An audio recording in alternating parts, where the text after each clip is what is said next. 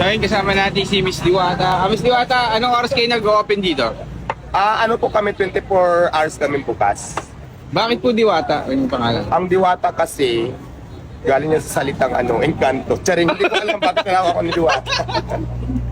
So yun, anong kasama pala nung combo nyo dito? Yung sinasabi nilang overload. Ang kasama ng overload ko na tinawag ay lechon kawali at saka chicharong bulaklak. Tapos may free soft drinks. Meron kami mami overload, meron din kami beef paris. Iba kasi yung serve ko ng lechon kawali at saka chicharong bulaklak. Pero kung gusto nyo ng mami overload, meron din kaming beef paris. 24 hours, palitan lang kami ng duty. Nakakailang kayo kilo ng Sa ngayon medyo dumadami yung customer. Nakaubos ako ng mga 2 to 300 kilos ng Araw-araw? ng lechon kawali.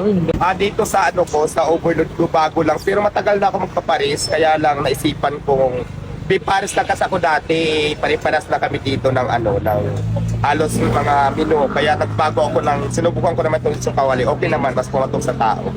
Okay, Diwata, salamat. Salamat sa'yo. Maraming salamat din sa pagbisita ng ating kainan.